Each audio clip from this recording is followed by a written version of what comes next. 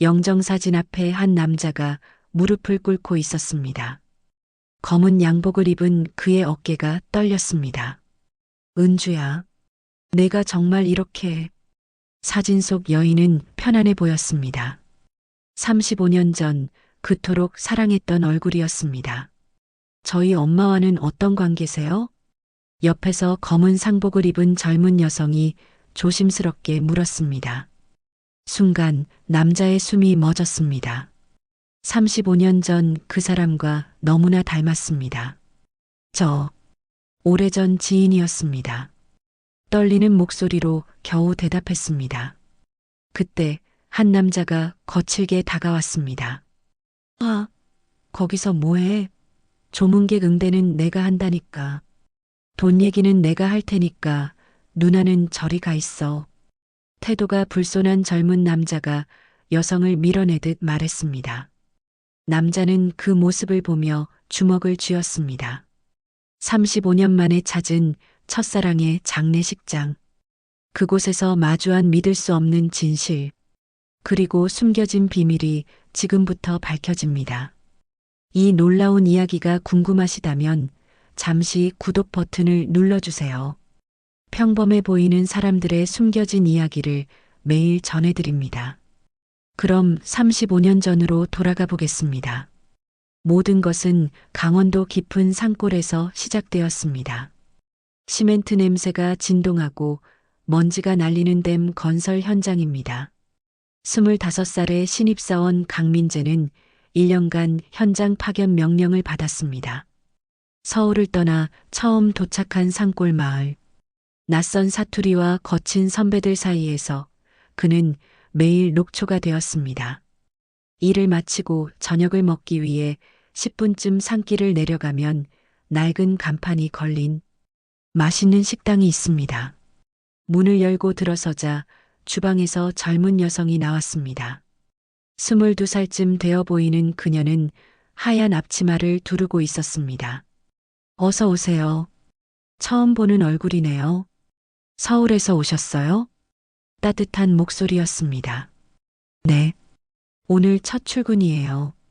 그녀가 주방으로 들어가 김이 모락모락 나는 된장찌개를 가져왔습니다. 첫 숟가락을 뜬 순간 강민재는 눈시울이 뜨거워졌습니다. 엄마가 끓여주던 바로 그 맛이었습니다. 맛있어요. 정말 맛있습니다. 다행이네요. 맛있게 드세요. 그녀가 수줍게 웃었습니다. 그날부터 강민재는 매일 저녁 그 식당을 찾았습니다.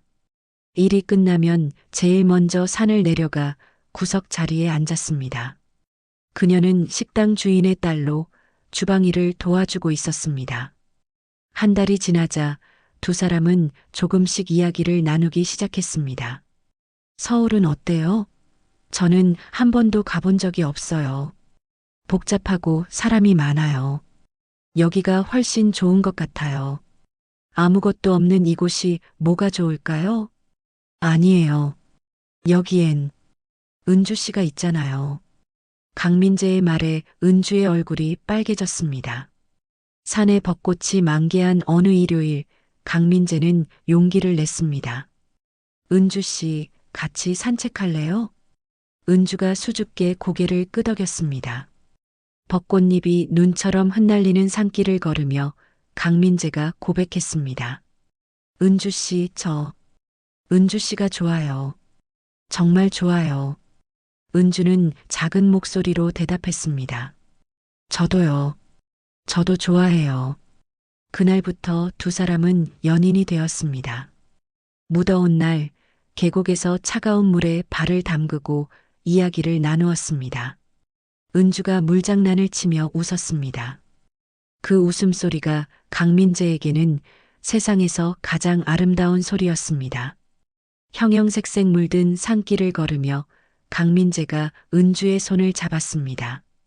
은주야, 파견이 끝나면 나랑 같이 서울 가자. 정말요? 진심이에요? 응. 결혼하자. 우리. 은주의 눈에 기쁨의 눈물이 고였습니다. 약속해요. 절대 잊으면 안 돼요. 약속이야. 내가 꼭 지킬게. 겨울이 왔습니다. 눈이 내려 세상이 하얗게 변한 추운 날. 두 사람은 식당 뒤편에서 꼭 안았습니다. 이번 겨울만 지나면 봄에 서울 가는 거예요. 약속한 거죠? 응, 약속했어. 사랑해, 은주야. 저도 사랑해요. 하지만 운명은 잔인했습니다. 강민재의 아버지가 그 소문을 듣고 강원도까지 찾아왔습니다. 엄격한 군인 출신 아버지는 아들을 현장 밖으로 끌어냈습니다. 가난한 식당 딸이랑 결혼? 우리 집안 망칠 일 있냐? 아버지, 은주는 정말 좋은 사람이에요. 안 돼. 절대 안 돼. 내가 그 집 식당 문 닫게 할 수도 있어. 협박이었습니다. 강민재는 은주에게 해가 갈까봐 무서웠습니다. 강민재는 은주를 만날 용기가 나지 않았습니다. 파견 마지막 날 밤, 은주가 울면서 찾아왔습니다. 민재 씨, 왜 그래요? 무슨 일 있어요? 말해줘요. 강민재는 대답하지 못하고 그녀를 꼭 안았습니다. 말없이 눈물을 흘리며 마지막 밤을 함께 보냈습니다. 새벽이 되어 은주가 깊이 잠들자 강민재는 조용히 일어났습니다. 책상 위에 짧은 편지를 남겼습니다. 은주에게 미안하지만 떠나야 합니다. 용서하지 말아주세요. 가방을 들고 방을 나왔습니다. 뒤돌아보면 돌아갈 것 같았기 때문에 그냥 새벽 첫 기차를 타고 서울로 향했습니다. 그렇게 평생의 죄가 시작되었습니다. 매일 밤 은주의 얼굴이 떠올랐지만 찾아갈 용기가 없었습니다. 그런데 오늘 강원도 건설 현장 시차를 왔다가 간판이 그대로인 맛있는 식당으로 들어갔습니다. 70대쯤 되어 보이는 할머니가 나왔습니다. 강민재는 두근거리는 마음을 진정시키며 조용히 자리에 앉았습니다. 혹시 할머니 35년 전에 여기서 일하던 박은주 씨를 아시나요? 할머니의 눈이 커졌습니다. 저는 그때 서울에서 현장 파견 나왔던 신입사원이었습니다. 아이고 세상에, 그때 그 젊은 총각? 할머니가 반가워하다가 순식간에 얼굴이 어두워졌습니다. 한숨을 길게 내쉬더니 눈가를 훔쳤습니다. 은주가 어제 세상을 떠났어요. 강민재의 얼굴에서 핏기가 싹 가셨습니다. 뭐라고요? 암이었어요. 몇 달 투병하다가 어제 새벽에 그만. 장례식장은 어디예요? 서울에 있는 한빛 장례식장이라고 하던데. 강민재는 벌떡 일어나 식당을 뛰쳐나갔습니다. 일정 다 취소하고 강민재는 고속도로를 달렸습니다. 은주야, 내가 이제야. 내가 왜 이제야? 해가 기울 무렵 서울에 도착했습니다. 한빛 장례식장 주차장에 파킹 후 들어갈 용기가 나지 않아 멈칫했습니다. 하지만 이번에는 도망칠 수 없었습니다. 고박은주. 그 이름을 보는 순간 눈시울이 뜨거워졌습니다. 강민재의 시선은 곧장 영정 사진으로 향했습니다. 35년의 세월이 흘렀지만 그 눈빛만큼은 여전히 따뜻했습니다. 강민재는 고인께 절을 올렸습니다. 은주야. 눈물이 주르륵 흘러내렸습니다. 엄마와는 어떤 관계세요? 상복을 입은 30대 중반쯤 되어 보이는 여성이 물었습니다. 눈이 퉁퉁 부어 있었고 얼굴은 수척했습니다. 순간 강민재의 심장이 멎는 것 같았습니다. 그 얼굴은 35년 전 22살 은주의 얼굴과 똑같았습니다. 저는 옛 지인입니다. 강민재는 겨우 정신을 차리고 대답했습니다. 저는 고인의 딸 박서연입니다. 찾아주셔서 감사합니다. 딸이라고? 강민재의 머릿속이 복잡해졌습니다. 그때 뒤에서 거친 목소리가 들렸습니다. 야, 박서연. 거기서 뭐해? 조문객 응대는 내가 한다니까. 20대 후반쯤 되어 보이는 한 남자가 다가왔습니다. 상복을 입고 있었지만 태도가 불손했습니다. 돈 얘기는 내가 할 테니까 누나 너는 저기 가서 음식이나 날라. 남자는 서연을 밀어내듯 말했습니다. 서연이 당황한 표정으로 물러섰습니다. 강민재는 그 모습을 보며 미간을 찌푸렸습니다. 부조금은 이쪽으로 주시면 됩니다. 참, 고인과는 어떤 관계신지요? 오래전 지인이었습니다. 강민재는 미리 준비한 봉투를 건넸습니다. 서연은 다른 조문객들을 맞이하고 있었습니다. 그때 강민재는 서연의 손등에 있는 멍 자국을 발견했습니다. 검은 상복 소매 사이로 보이는 손등에 시퍼런 멍이 여러 개 있었습니다. 강민재의 가슴이 철렁 내려앉았습니다. 뭔가 잘못된 것 같았습니다. 강민재는 서연에게 다가갔습니다. 따님이시라고 했죠. 서연이 고개를 들었습니다. 혹시 도움이 필요하시면 언제든 연락 주십시오. 강민재가 명함을 꺼내 서연에게 건넸습니다. 가온건설 대표이사 회장 강민재. 서연이 당황한 표정으로 명함을 받았습니다. 감사합니다만 저희가 회장님께 무슨 그냥 받아두세요. 혹시 모르니까요.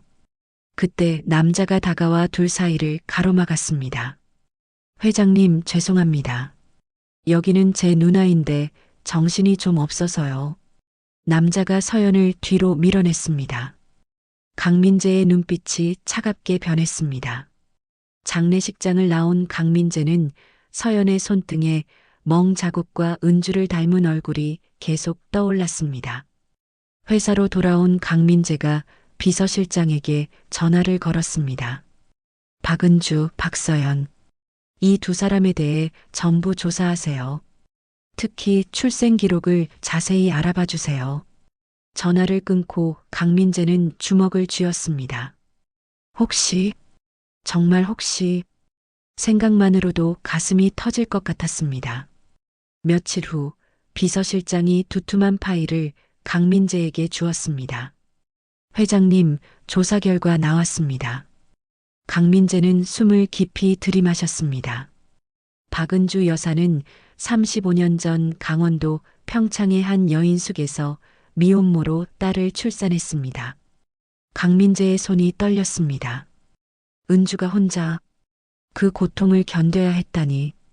서울로 올라와 식당 보조, 공장 일용직, 청소 부일을 하면서 딸을 키웠습니다. 비서실장의 목소리가 계속 이어졌습니다. 딸이 5살 때 건설 일용직 근로자 재혼했는데 알코올 중독에 상습적 가정 폭력이 있었다고 합니다. 강민재는 주먹을 꽉 쥐었습니다. 박서연 씨는 35세, 출생지 강원도 평창입니다. 어머니 박은주 단독으로 되어 있고 아버지는 공란입니다. 35년 전 겨울 자신이 강원도를 떠난 바로 그때였습니다. 한 줄 한 줄 읽을 때마다 가슴이 찢어지는 것 같았습니다. 유전자 검사를 의뢰해야겠습니다. 비서실장의 눈이 커졌습니다. 제 샘플과 박서연 씨의 샘플로 검사 의뢰하세요. 회장님, 강민재는 책상 서랍에서 자신의 머리카락이 든 봉투를 꺼냈습니다. 이건 제 샘플입니다. 그리고 박서연 씨의 샘플도 구해주세요. 절대 본인이 모르게 해주세요. 며칠 후 비서실장은 서연의 회사 앞에서 대기하다가 그녀가 버린 컵을 수거해서 검사기관에 의뢰했습니다. 만약 내 딸이라면 어떻게 해야 하지? 머릿속은 온통 그 생각뿐이었습니다. 책상이 35년 전 은주와 찍은 사진을 바라보았습니다. 벚꽃나무 아래에서 행복하게 웃고 있는 그녀의 모습. 은주야, 서연이가 우리 딸인 거니? 눈물이 사진 위로 떨어졌습니다. 월요일 아침 비서실장이 봉투 하나를 들고 왔습니다. 봉투 겉면에는 유전자 검사 결과라고 적혀 있었습니다. 강민재는 봉투를 받아들었지만 쉽게 뜯을 수가 없었습니다. 봉투 안에서 서류 한 장이 나왔습니다. 친자 확률 99.99%, 친자 관계 성립, 그 글자를 보는 순간 강민재의 눈에서 눈물이 쏟아졌습니다. 서류를 움켜쥐며 소리 없이 울었습니다. 내가 아버지다. 목이 메어 제대로 말이 나오지 않았습니다. 강민재는 그 자리에 주저앉고 말았습니다. 회장실 바닥에 무릎을 꿇은 채 서류를 가슴에 안고 통곡했습니다. 은주야, 미안하다. 정말 미안해. 35년 동안 쌓였던 죄책감이 한꺼번에 터져 나왔습니다.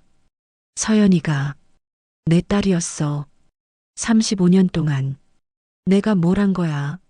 35년 동안 버린 딸에게 이제 와서 아버지라고 말할 자격이 있을까? 차라리 모르는 척하고 사는 게 나은 건 아닐까? 비겁한 생각이 또 고개를 들었습니다. 안 돼. 이번에는 도망치면 안 돼. 강민재는 주먹을 쥐었습니다. 비서실장, 우리 집 서재 인테리어를 할 건데 박서연 인테리어에게 맡기세요. 비서실장이 잠시 놀란 표정을 지었지만 곧 고개를 끄덕였습니다. 알겠습니다. 자신이 35년 동안 지키지 못한 딸이 지금 나와 같은 서울 하늘 아래 있습니다. 서연아, 아빠가 이제라도 네 곁에 있어줄게. 가온 건설 비서실에서 회장 개인 저택의 서재 인테리어를 맡기고 싶다는 내용이 박서연에게 전해졌습니다. 대박, 재벌 회장님 집이라니. 박서연은 엄청 좋아했습니다. 이렇게 큰 프로젝트는 처음이었습니다. 강민재는 멀리서 그 소식을 들으며 조용히 미소 지었습니다. 딸과 함께할 수 있는 시간. 비록 지금은 아버지라고 밝히지는 못하지만 조금씩, 아주 조금씩 가까워질 수 있을 것 같았습니다. 강남 한복판에 자리한 저택은 입구부터 압도적이었습니다. 2층 서재로 올라간 서연은 공간을 살피며 메모를 시작했습니다. 어떤 스타일을 원하세요? 박서연 씨가 보시기에 가장 좋은 방향으로 해주세요. 강민재는 멀찍이 서서 딸이 일하는 모습을 지켜보았습니다. 진지한 표정으로 줄자를 재고 벽을 두드려 보는 모습. 꼼꼼한 성격이 은주와 너무나 닮았습니다. 한 달간의 공사가 시작되었습니다. 강민재는 출근 전에 꼭 서재에 들러 박서연과 공사에 대해 이야기를 나누었습니다. 어제 작업하신 것은 정말 마음에 듭니다.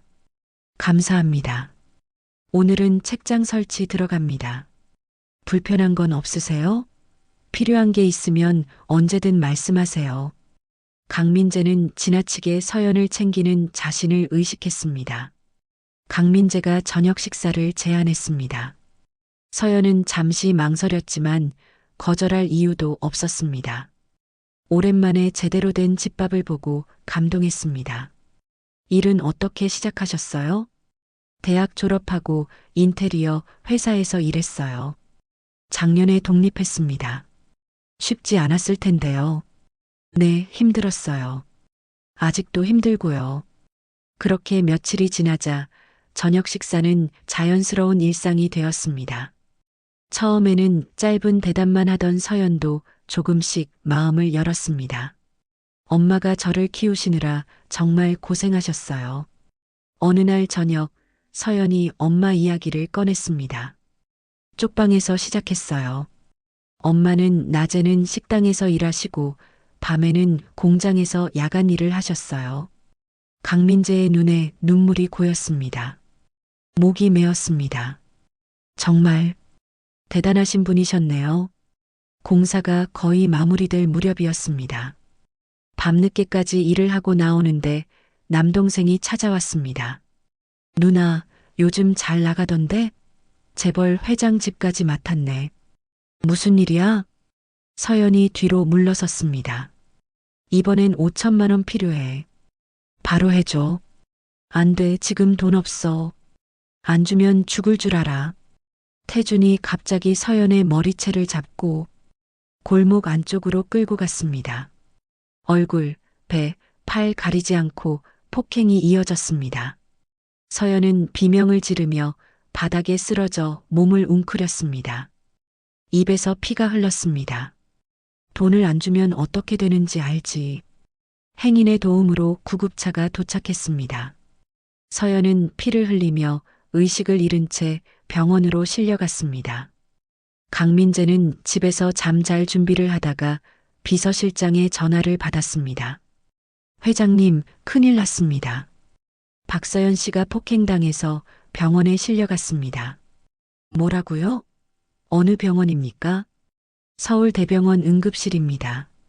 강민재는 정신없이 달려갔습니다. 서연은 중환자실에 있었습니다. 환자분이 심하게 폭행당했습니다. 갈비뼈 2개가 금이 갔고 뇌진탕도 있습니다. 의사의 말을 듣고 강민재는 그 자리에 주저앉았습니다. 일주일 동안 강민재는 병원을 떠나지 않고 서연을 돌봤습니다. 회장님, 서연이 약하게 눈을 뜨고 힘없이 강민재를 불렀습니다. 강민재의 눈에서 눈물이 흘렀습니다. 깨어났구나. 정말 다행이다. 며칠 후 서연의 상태가 안정되었습니다. 강민재가 의자를 침대 옆으로 가져와 앉았습니다. 서연 씨, 말씀드려야 할 게 있습니다. 35년 전 강원도 댐 현장에 파견 갔을 때 맛있는 식당이 있었습니다. 서연의 얼굴이 굳어졌습니다. 당신 어머니를 만났어요. 우린 정말 사랑했고 결혼하기로 약속했죠. 강민재의 목소리가 떨렸습니다. 하지만 아버지의 반대를 핑계로 저는 편지 한 장만 남겨놓고 비겁하게 도망쳤습니다. 제가 유전자 검사를 했어요.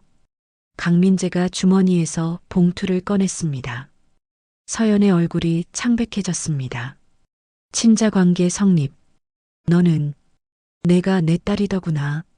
서연아, 미안하다. 정말 미안해. 서연은 말문이 막혔습니다. 35년. 35년을 어디에 있다가 서연의 목소리가 차갑게 변했습니다. 엄마가 혼자 애 낳고 온갖 천대받으며 얼마나 힘들게 살았는지 알아요? 당신 때문에 우리 엄마 인생이 망가졌어요. 서연이 소리쳤습니다. 미안하다고요? 미안하다는 말로 35년 세월을 되돌릴 수 있나요? 나가주세요. 다시는 제 앞에 나타나지 마세요. 전 아버지 없어요. 딸에게 영원히 용서받지 못할 것 같았습니다. 퇴원 후 텅 빈 집으로 돌아온 서연은 엄마 방으로 들어갔습니다. 엄마 냄새가 났습니다. 엄마, 제가 어떻게 해야 해요? 옷장 매니 선반에는 먼지가 두껍게 쌓인 오래된 상자가 놓여 있었습니다. 안에는 편지 한 통과 낡은 일기장이 들어 있었습니다. 편지 종이는 누렇게 변색되어 있었습니다. 은주에게 미안하지만 떠나야 합니다. 용서하지 말아주세요. 강민재가 쓴 35년 전 이별 편지였습니다. 일기장을 펼쳤습니다. 오늘 서연이를 낳았다. 너무 힘들고 아팠지만 서연이 얼굴을 보니 모든 고통이 사라졌다. 서연은 숨을 참으며 읽었습니다. 민재 씨를 원망하지 않는다. 그 사람도 힘들 것이다. 나는 그를 이해하기로 했다. 엄마가 아버지를 원망하지 않았습니다. 우리 서연이도 아빠를 원망하지 않았으면 좋겠다. 아빠를 닮아 마음 따뜻한 사람이 되길 바란다. 사랑한다, 서연아. 서연의 눈물이 일기장 위에 뚝뚝 떨어집니다. 가을바람이 불었습니다. 서연은 편지와 일기장을 들고 엄마 산소로 향했습니다. 낙엽이 바람에 흩날렸습니다. 누군가 이미 산소 앞에 와 있었습니다. 검은 양복을 입은 남자가 무릎을 꿇고 앉아 있었습니다. 강민재였습니다. 서연은 뒤돌아가려 했지만 발이 움직이지 않았습니다. 은주야, 미안해. 우리 딸이 나를 용서하지 않아. 강민재의 목소리가 떨렸습니다. 하지만 멀리서라도 지켜줄게. 꼭 행복하게 해줄게. 서연은 가슴이 먹먹했습니다. 그때 비서실장이 조심스럽게 다가왔습니다. 서연 씨 잠깐만 시간 내주실 수 있습니까? 회장님께서 매일 새벽마다 이곳에 오십니다. 서연의 눈이 커졌습니다. 계속 서연 씨 얘기만 하십니다. 어떻게 하면 서연 씨가 행복할 수 있을지. 회장님은 진심이십니다. 평생을 후회하며 사셨어요. 서연은 엄마의 뜻을 알았습니다. 그리고 아버지의 진심도 알았습니다. 강민재에게 다가가 손을 잡았습니다.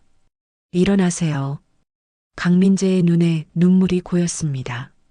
엄마는 오래 아빠를 기다렸어요. 서연이 떨리는 목소리로 말했습니다. 편지와 일기장을 보여줬습니다. 엄마는 아빠를 용서했어요. 평생 사랑했대요. 강민재의 눈에서 눈물이 주르륵 흘렀습니다. 엄마가 제게 아빠를 닮아 따뜻한 사람이 되라고 하셨어요. 서연도 눈물을 흘렸습니다. 이제 그만 일어나서 저랑 같이 엄마한테 인사해요. 서연이 아버지의 손을 잡아 일으켰습니다. 아빠, 그 한마디에 강민재는 무너졌습니다. 서연을 꼭 안았습니다. 미안하다. 정말 미안하다. 고맙다. 고맙다. 서연은 아버지 품에서 통곡했습니다. 35년간 쌓인 슬픔과 그리움이 눈물로 쏟아졌습니다.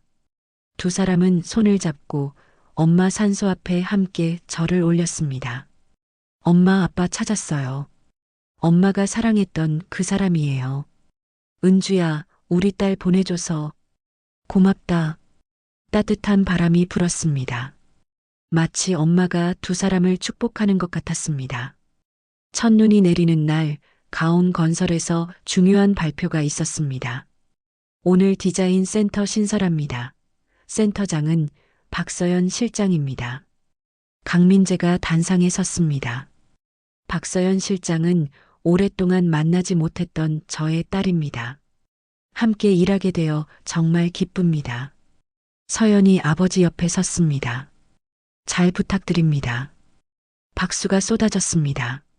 그날 저녁 두 사람은 서재에서 이야기를 나눕니다. 아빠, 이 디자인은 어때요? 우리 딸이 만든 건데 당연히 최고지. 강민재의 책상 위에는 은주의 사진이 놓여 있습니다. 30년 전 벚꽃 아래 사진이었습니다. 엄마 보고 계세요? 아빠랑 제가 함께 일을 하고 있어요. 서연이 사진에 대고 말했습니다. 강민재도 사진을 바라보며 말했습니다. 은주야, 우리 잘하고 있지? 우리 딸 정말 대단하지? 새로운 세상이 시작되었습니다. 사랑과 용서, 그리고 따뜻함으로 가득한 이야기입니다. 여러분도 오늘 사랑하는 가족에게 따뜻한 말 한마디 건네보시는 건 어떨까요? 여러분의 삶에도 언제나 따뜻한 화해와 용서가 함께하길 응원합니다. 지금까지 롱런 레벨업이었습니다. 감사합니다.